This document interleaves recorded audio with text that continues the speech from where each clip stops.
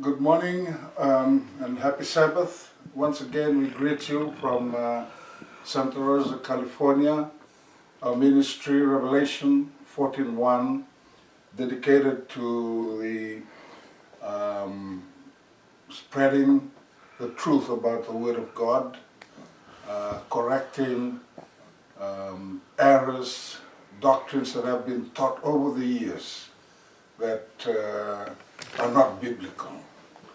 So we had touched in the past about the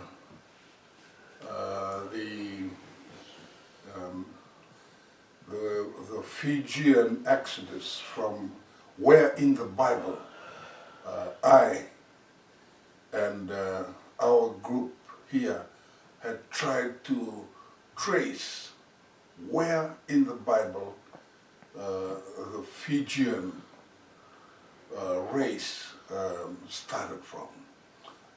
As we've said in our past lessons, we can all trace that back in the Bible, our ancestry back to Noah. And I've been asked by a few of those who had watched our past videos to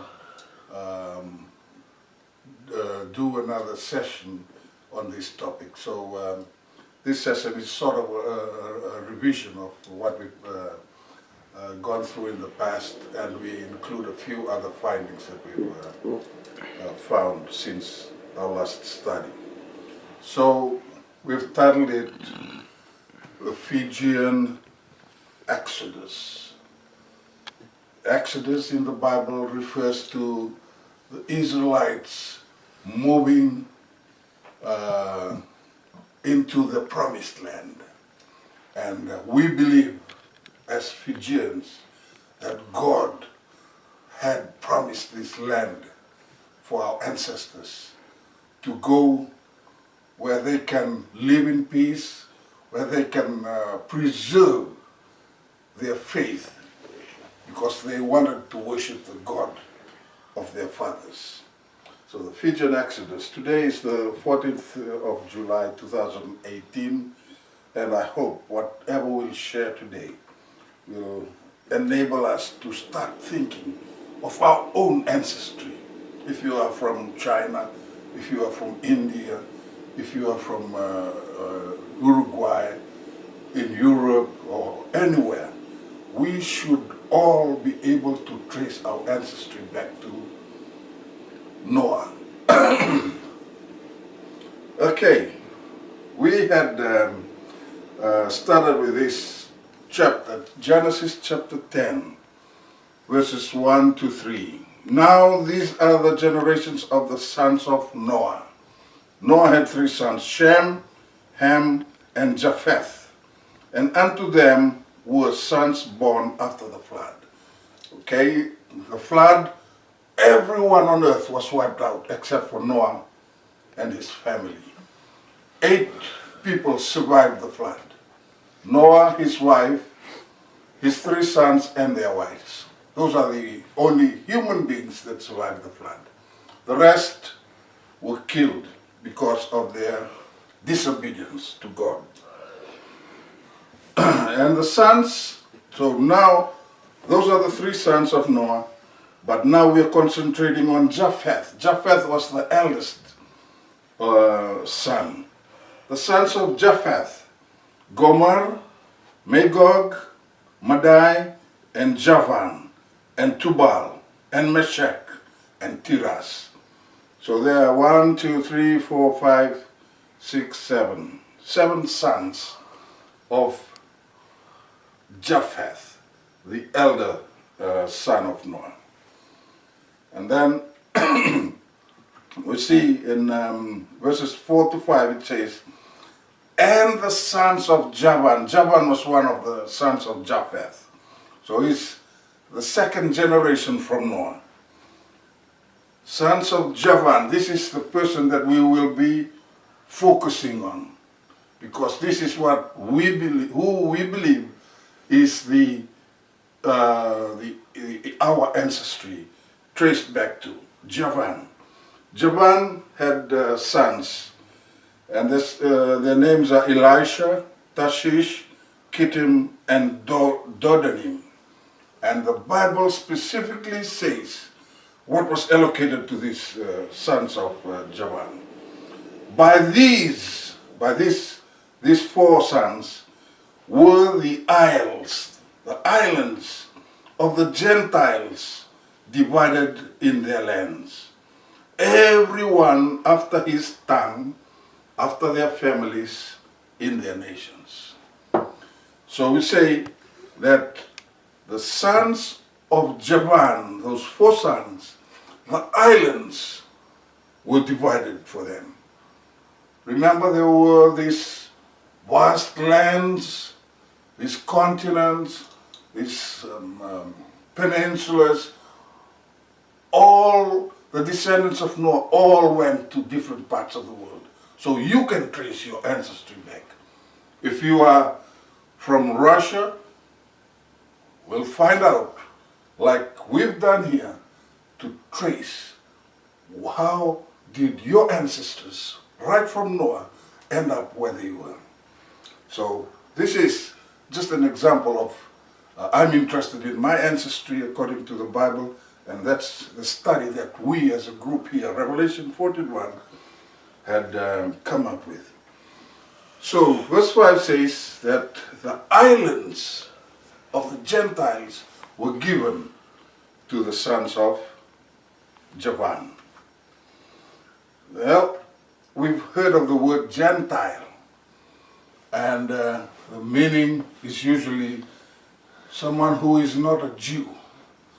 But we find out in this verse, in this after Noah, there were no Jews. How come it was already mentioned that these islands were for the Gentiles, the isles of the Gentiles? I tried to look up the word Gentile, and this is one of the definitions that I seem to like. So it is, we get it from the LDS Bible Dictionary, the LDS, Latter-day Saints. The Latter-day Saints are known for being able to trace back all their ancestries, 5-6 generations, and they're still working on that. So we use their expertise in this area. It says, the word Gentiles means the nations. So you see, even that, today we say, when we say the word Gentile, we're referring to any non-Jew. But it says here that the word Gentile means nations, and eventually came to be used to mean all those not of the house of Israel. That's what we understand now. But remember, during Javan's time, there were no house of Israel. It is first used in Genesis with reference to the descendants of Japheth. That's the topic we're studying right now, Japheth. As used throughout the scripture, it has a dual meaning. So it has two meanings. Sometimes to designate the people of non-Israelite lineage, and other times to designate nations that are without the gospel. And I seem to believe that that is what the definition that we should cling on to for now, because there were no Jews at that time during Javan's time. Even though there may be some Israelite blood therein, this latter usage is especially characteristic of the word as used in the Book of Mormon. So they're referring to their book, the Book of Mormon, in their definition here. So we've seen the two definitions. One referring to those who are not of Israelite blood, but we know that Javan's time there were no Israelites, so that definition cannot be true. But then it says the Gentile is of the nations. So all those isles, all those nations, island nations that we refer to it today, were the ones that were given to Javan's children, or the 4 sons of Javan. Let's move on. So Moses, we know, wrote the book of Genesis. We are studying Genesis chapter 10. And in Moses' eyes, remember, Moses, what time did he live in? He lived well after the time of Javan. He lived well after the time of Abraham. Remember Abraham, then his son Isaac, then his son Jacob, then comes the 12 tribes, then they ended up in Egypt. 400 years later, Moses came on the scene. So he was there as a Israelite. So he's looking at other people as non-Israelite. And the Israelites were in slavery in Egypt. But they see other people as non-Israelite or Gentile. And that's how, in that frame of mind, is Moses writing the book of Genesis. And he is seeing that the other islands were the isles of the Gentiles. So the continents of Gentiles. Remember, they have not occupied the whole of Africa, South Africa, Russia.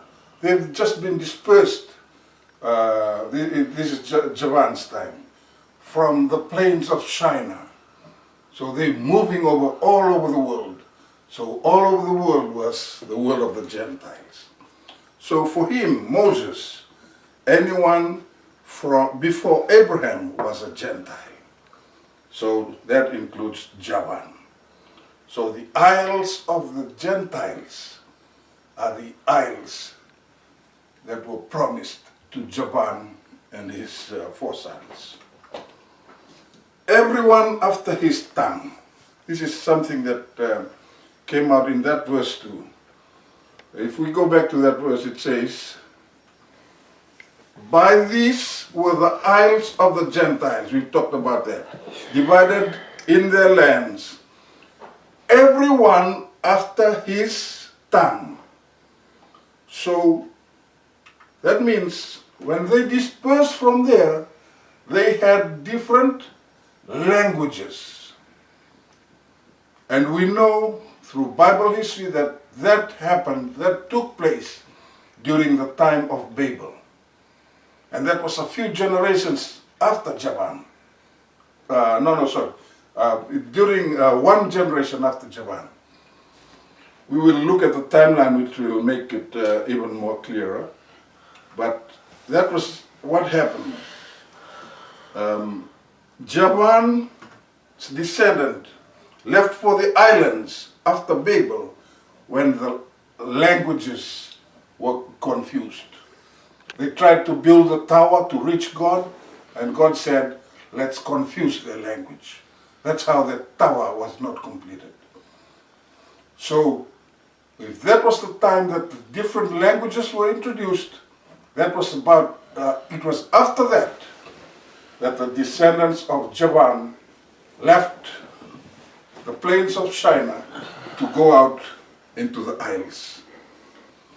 The plains of China were filled by Ham's or Noah's second son's descendants, and it was Nimrod that built the tower. Okay, so it's all in the Bible stories.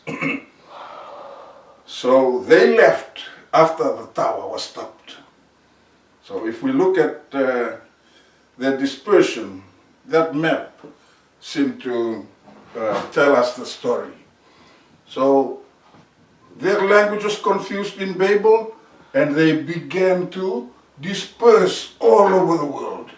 Not only the descendants of Ham who occupied Babel, but the descendants of Japheth, which included Javan and his 4 sons, and also the descendants of Shem, which we have not talked about little. We will talk more about them in a little while. So they dispersed all over the world. You can see where they traveled.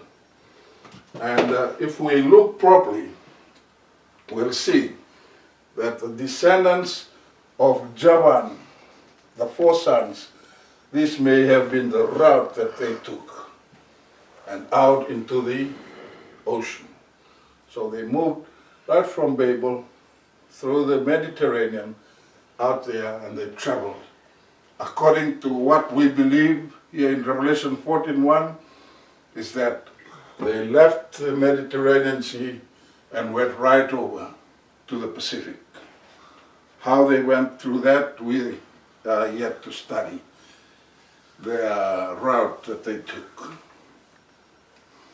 Well, if we go back to this timeline, we did this in one of the past, we'll see this is Noah's time. If you can focus a little on this area. Noah was born in the year 1056 from creation. Shem, the 3 sons, were born around about that time. And then 600 years after Noah was born, the flood took place over here. And that took place in 1656 years from creation, not 1656 BC. And then 2 years after that,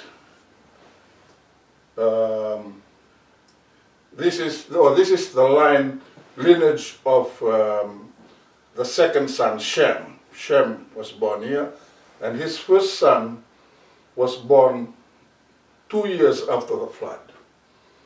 So we see that the 3 sons of Noah, Shem, Japheth, and Ham. So if Orthodox was born around there, it will be around that time too that Javan and his other siblings were born. So Javan was born around this area, and also for Ham, Cush was his son, was one of his sons. And why we named Cush? Because he was after the name of Nimrod. Nimrod was the one who built the tower at Babel. So Javan and his sons were about 2 generations from Noah. But the languages were confused. Nimrod was born here, and then round about 2 generations later, Nimrod was still alive. Remember, they were still living about 300, 400 years during this time, right after the flood. The lifespan became shorter and shorter as we moved away from the flood. So, round about this time was the language. So 2 or 3 generations away from Javan was when the language were confused, and also what happened? The descendants of Javan left for the isles of the Gentiles. Can you see that? Can you imagine that? From this timeline. So this was around about this time. And that's about close to 2,000 years from creation. Or 1,700, 1,800 years from creation. So that's the time line that shows us when our ancestors left those plains and sailed over the oceans to finally end up on the island of Fiji. Javan's different languages. When Javan's descendants left for the islands, they themselves were speaking different languages. So the descendants of Javan, we know, there were 4 brothers. And all these 4 brothers, once they were dispersed from there, they all had different languages. So you see that through study of their journeys, we know that some came and stopped over in Asia, some stopped over in the Americas, and they came down to the Pacific, Papua New Guinea, the Philippines, and they came down to the isles of the Pacific, including Fiji. So that's the journey that they took. And let's see, verse 5, it says, "By these were the isles of the Gentiles, divided into their land, everyone after his tongue, after their families." So even the different families in Javan's 4 sons, they spoke different languages and in their nations. So that means all these different brothers stopped, some stopped here, some stopped there. Our ancestors, or my ancestors, chose to go right down to the small island of Fiji and the other surrounding islands, Tonga, Samoa, and anthropology has proved that they were sailing those islands, between those islands, during those times. So they came out of the plains of China with different languages, and they ended up in different areas of the world. In Ezekiel 27, verse 13, it says about these people, "Javan, Tubal, and Meshach, they were thy merchants. They traded the persons of men and vessels of brass in thy market."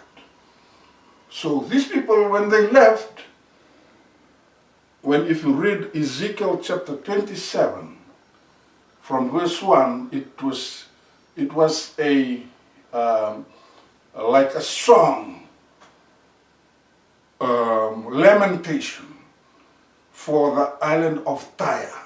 Tyre was the trading center during those times.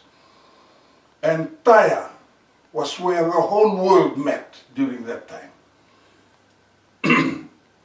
And this is what, when it's talking about Tyre, it talks about Javan, and it's Javan, Tubal, Meshach.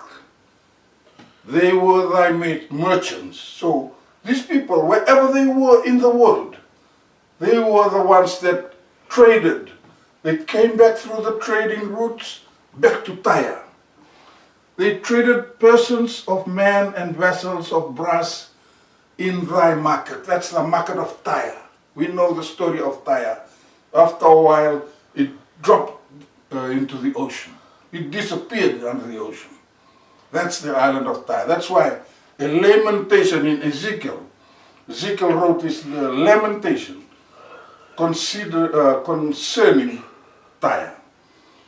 And in verse 19 of that same verse it says, "Dan also and Javan, they were going to and fro, occupied in their fairs. Bright Iron, Cassia, Calamus were in thy market." Tyre was, they brought in all their products. And Javan and Dan, these were their products that they were bringing in there. Iron, they were bringing Cassia, Calamus, and they traded it in Tyre. So that's where they all met. They sold their products and they bought the products that came from all over the world again. So you see that the descendants of Javan did not just arrive into Fiji or the other islands that they occupied and stayed there. They kept going back to and fro from where they were, in our case, from Fiji back to Tyre, back to the Mediterranean. So you see, navigation was not a problem for them. They learned navigation. Those times they didn't have compasses, they didn't have all these gadgets. God gifted them with the knowledge of the skies. They just watched the ocean and they would know what to do. So the descendants of Javan were experts in sea voyaging. They went to and fro from Fiji right out to the Mediterranean Sea, where they traded with other people. So that was the first dispersion from the plains of China that we know of, right after the time of Noah. This is another dispersion that's recorded by Isaiah in chapter 66. It says, in verse 19, it says, "And I will set a sign among them." Isaiah was talking about what was happening in Israel. They were apostatizing. They were sinning. They were deteriorating into Satanism. That's exactly what was happening. And those who wanted to keep the cleanliness of God, their faith in God, were persecuted during that time. And the prophet Isaiah is saying this: "I will set a sign among them, and I will send those that escape of them unto the nations." So, just like what he did to the descendants of Javan, because they were still true to him, he sent them out to the isles. He gave them the isles. Go and live in that isles in peace, so that you can worship me freely. So likewise, this is happening in Jerusalem, some 1,500 years after the plains of Shire. And he's saying to these people, "I will set a sign among them, those who want to keep their faith in me. And I will send those that escape." Because of persecution, some of them had to escape out of Jerusalem. And it says, "Escape of them unto the nations." Which nations? Notice nations. "To Tarshish, to Pool and Lud, that draw the bow, to Tubal, and who? Javan, to the isles afar off." And we know that was the isles that Javan went to. He was promised, go to those islands far off. So a second group left, not from the plains of Shire this time, but from Jerusalem itself. This was after the Exodus. This was after they occupied Canaan.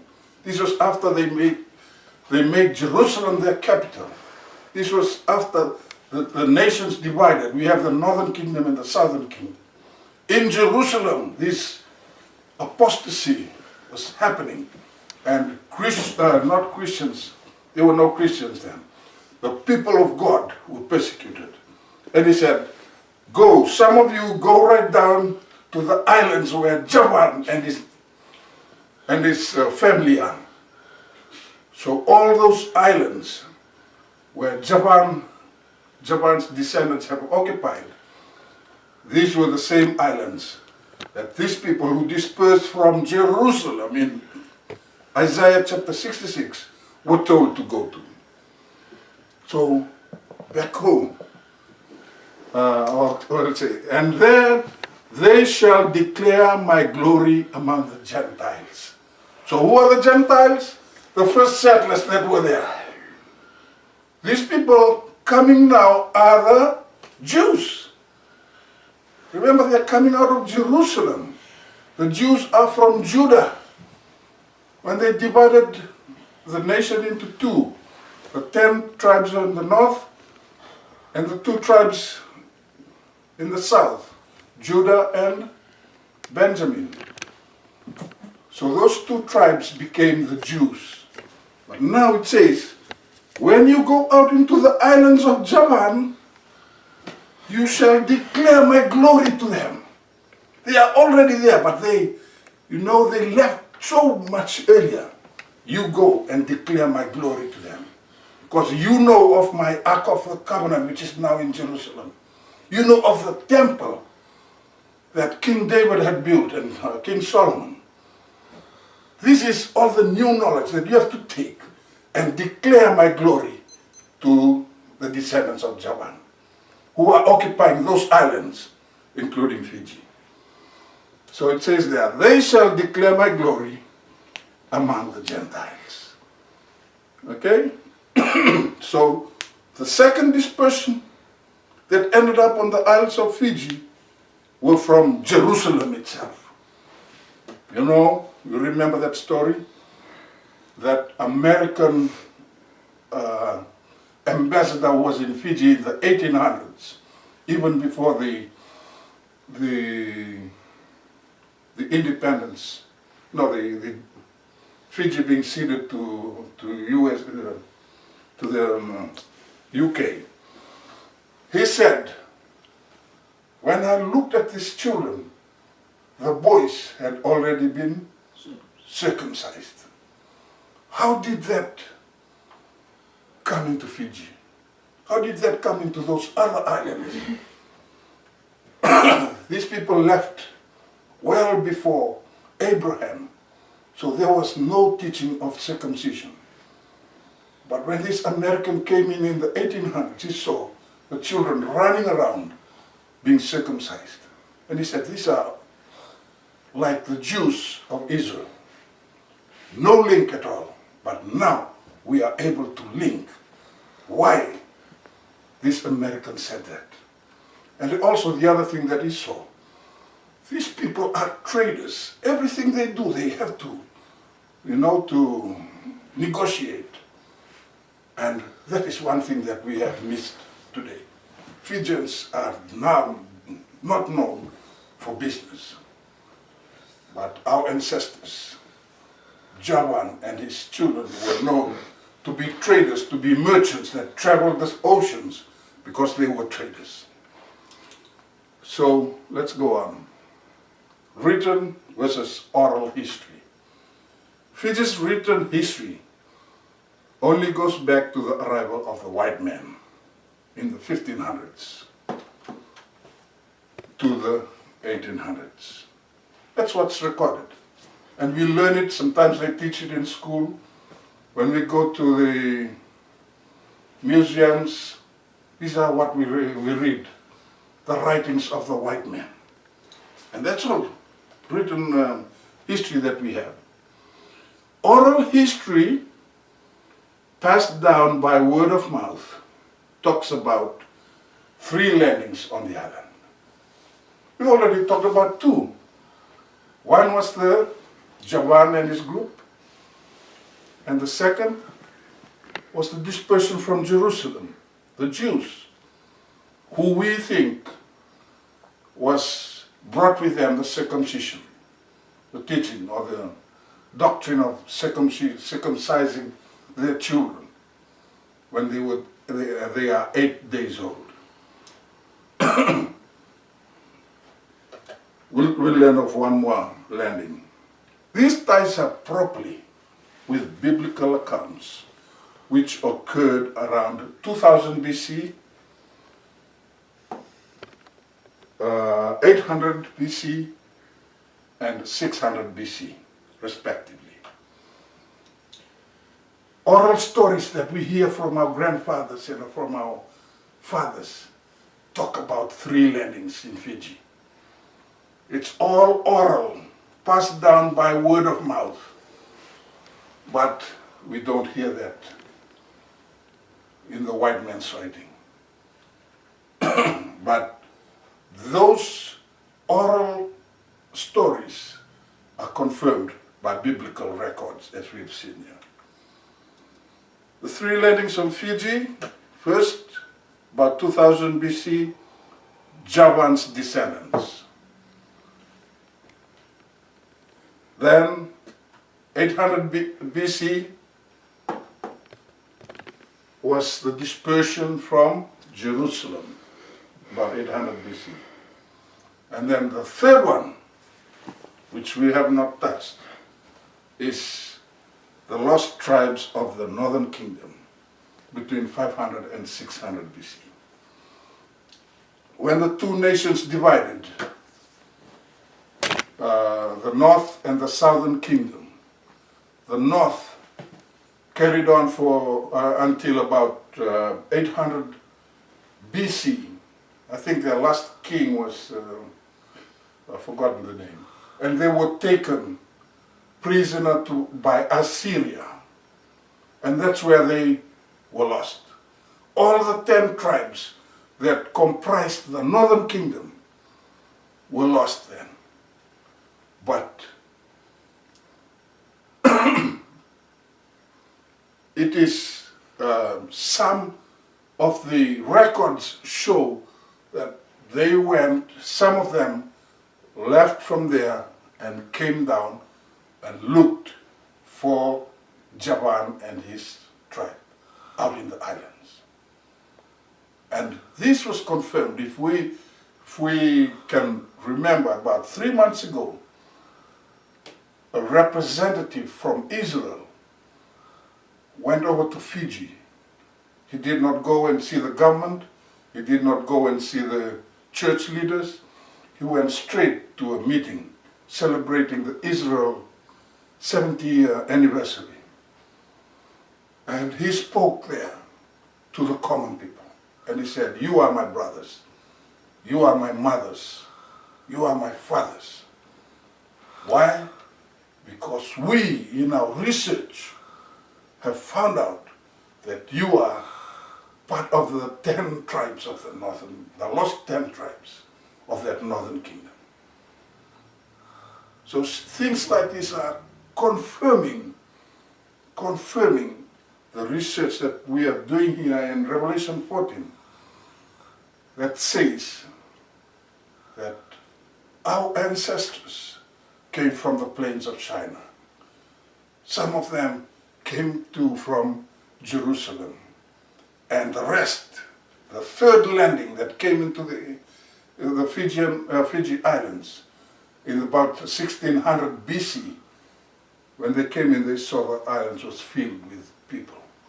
But they did not fight. There were no loggerheads. Why? Because they worshipped the same God. That was the common factor. They worshipped the same God. So there were no, they did not contradict each other. But the contradiction came when the missionaries came. When they came, they brought in this spurious Sabbath.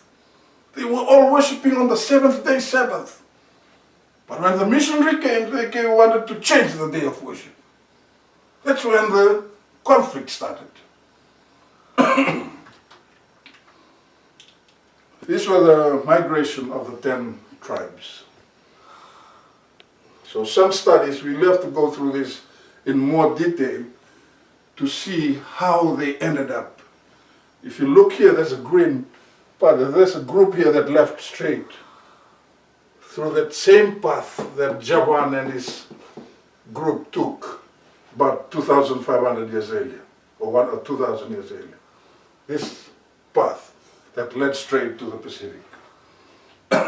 So that's the migration of the 10 tribes, the lost 10 tribes of the Northern Kingdom.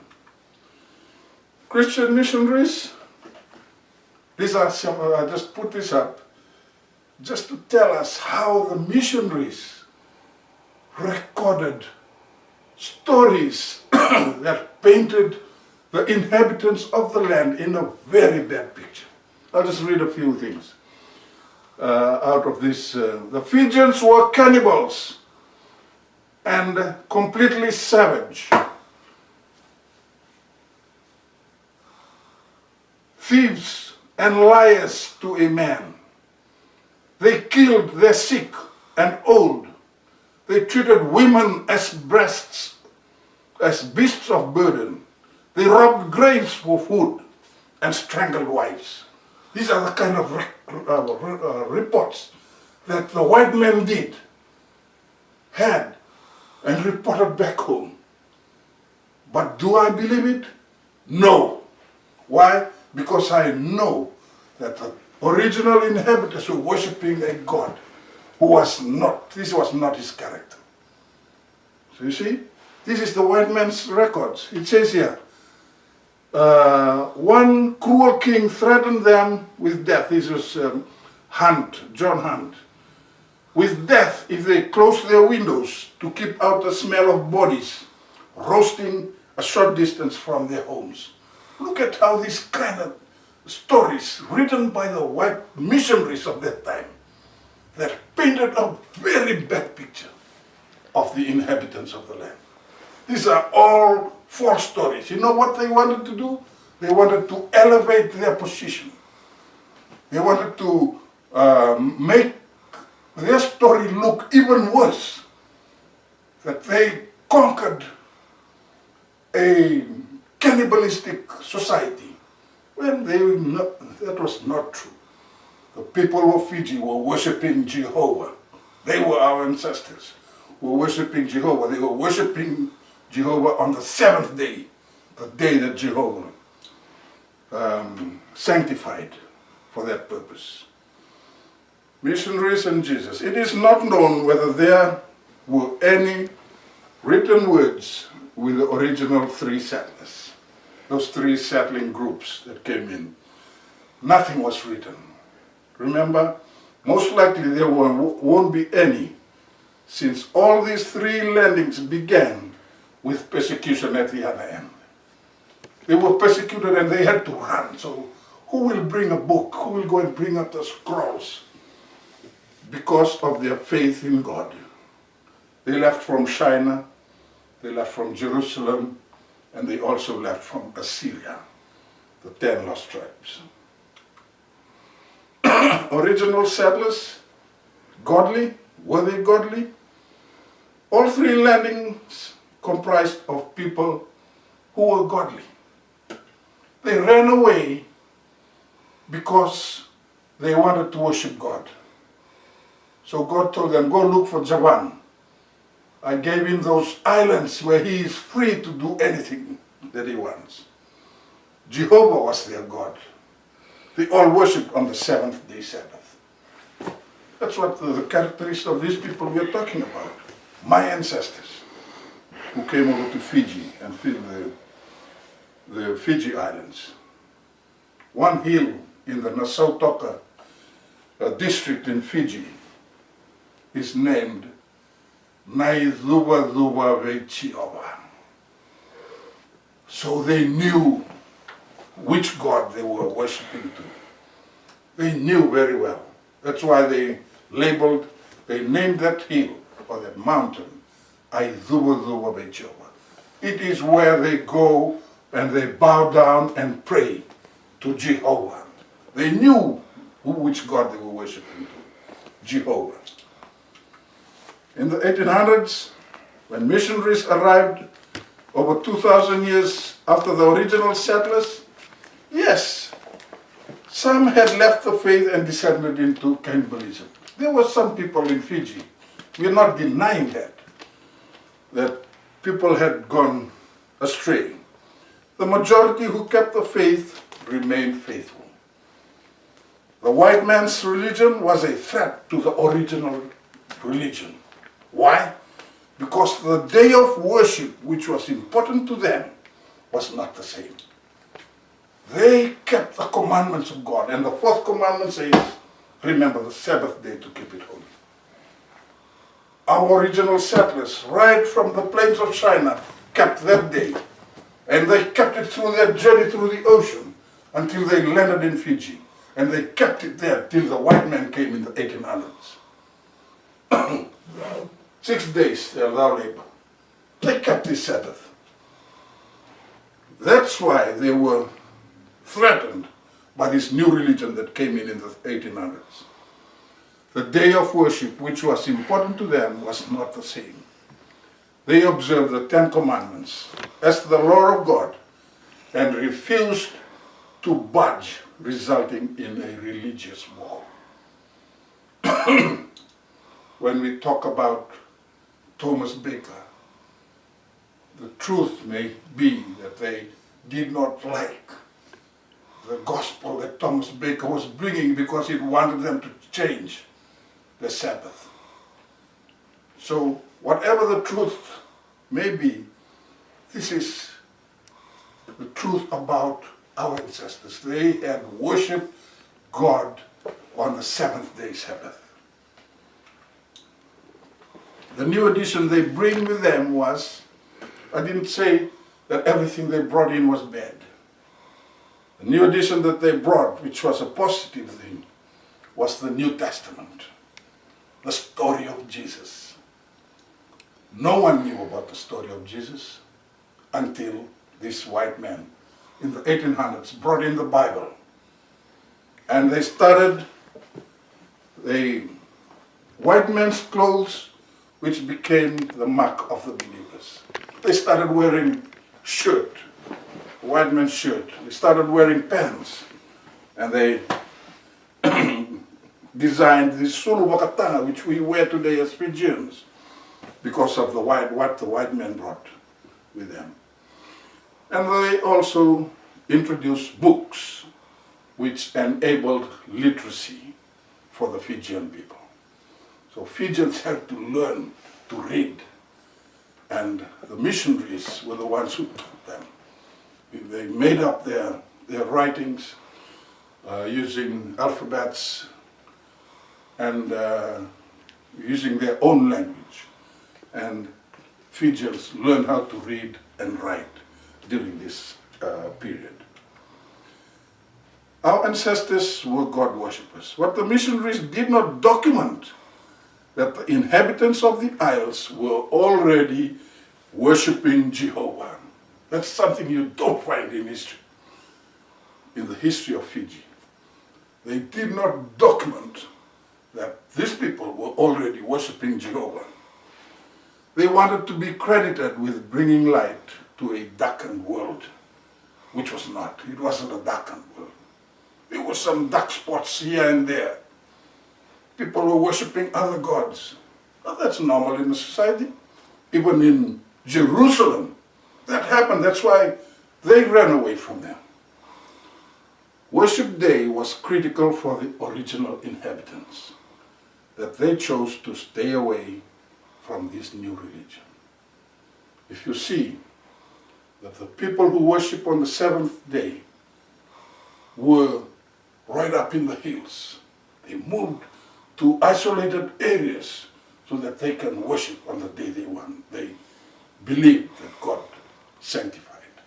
So they worked their way into isolated areas so they can worship in peace. Sabbath shall be a sign. We will end with this verse. In Ezekiel 20, verses 18 to 20, it says, "But I said unto their children in the wilderness, walk ye not in the statutes of your fathers. Your fathers have degraded into heathenism. Don't walk in their statutes. Neither observe their judgments. Do not follow what they do, nor defile yourselves with their idols." Don't worship their idols. "I am the Lord your God. Walk in my statutes and keep my judgments and do them. Hallow my Sabbaths, and they shall be a sign between me and you may know that I am the Lord your God." So God himself is saying, this Sabbath is a sign between me and you. Worship on this day, because it will mark you as a person who worships me. That's our problem today in Fiji. From the 1800s till today, the majority of Fijians have grasped onto the religion of the white man. They worship on the first day of the week instead of the seventh day, as commanded by God himself. That is our problem. We are going through crisis right now. Other races have come into the country and they're taking over things. They are making laws which then allow them to grab our resources, our land, our reefs, our waterways, our fishing grounds. God has already talked to us. Keep my commandments and my statutes, because you will be a worshiper of me. But when you don't do that, you are worshiping the same God that, with those people who are invading you in your country. That's what we have to learn today as Fijians. We need to go back to the religion of our forefathers. The religion that they left all those faraway countries to come and occupy the isles of the Gentiles. We have to go back to their religion in order to be saved. Thank you. May God bless you.